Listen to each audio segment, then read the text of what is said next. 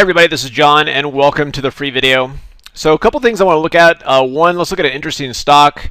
I'm always intrigued when a stock has a big powerful weekly move on record volume, which is what happened here. This is Canadian Solar. You can see on the daily chart as the volume drops off, we're just trading sideways, and that's pretty positive. And on something like this, it's a great opportunity to sell puts and potentially even dive in on some of the directional stuff. Let's take a quick look at the VIX. You can see the VIX here, after that big spike here, has just been dropping. But also remember too that when we get down into this level, this generally acts as a support level for the VIX. And when the VIX is at support, what happens to stocks? They pull back. And then I want to check real quick too, what's the put-call ratio on some of these key stocks here. Let's, on the indexes. So on the Qs, which have been rallying. What happens here is that, when the put-call ratio gets too high to the upside, that means people are loading up on puts, we rally, and if it gets too low, then we're looking at a top. You can see right now it's neutral. So in terms of just the put-call ratio, it's not showing signs of a top.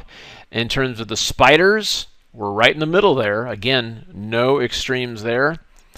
If we look at IWM, you can see we are starting to get to the lower end of the calls.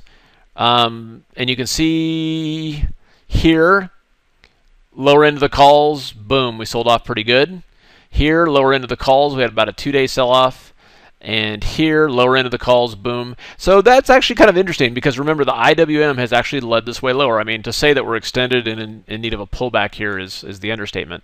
And then with the diamonds here, wow, okay, so we got a lot of people loading up on calls here. You can see when that happens, essentially it sets up for a 3 to 4 day pullback. So based on that, it looks, that looks pretty interesting for a potential pullback.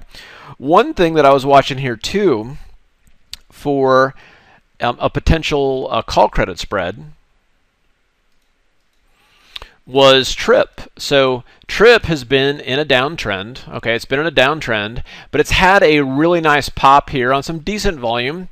But you can see here that the calls here have exploded. Everybody's loading up on this. So on something like this, and again, it may continue higher, but typically when you get this many people buying calls, it just goes flat and destroys them. Okay, or better yet, pulls back. So I would look at this as a big red flag and potentially look at selling call spreads on TRIP. Okay, and then one I like here also is UBT. This is one, of course, this is a kind of a, you'll get a little bang for your buck on the treasuries, and I'm looking for this to go higher, and a lot of fun things we can do with that. You can see decent volume there. That's, of course, a cousin of TLT. It's just cheaper, and it's also a double the impact. And of course, TLT here is fantastic. There's huge volume there, and looking for that to go higher as well. All right, we can look here real quick at ETFs. Okay, and then also too, of course, if you would still like to go to the ETF class, which starts Saturday at 2 o'clock and goes to 6 o'clock East Coast time, or if you're getting this on Sunday and actually would like to buy the recording, that's fine too. You go to simplerstocks.com/ETFs. A big question I got was, hey, how is this different from the one you did in December? A lot of this is going to be focused on how to time shorter term trades using rate of change and ADX. A lot of the one in December was more for those longer term weekly squeezes and buying those Delta 20 options and just sitting on it for 90 days.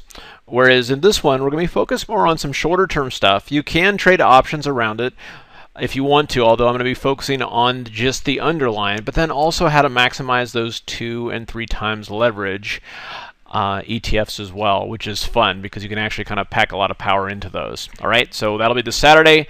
Going to cover a lot of new stuff. Well, it's new stuff on the ETFs. A couple of new ways to time some of these trades, but again, a little bit shorter term.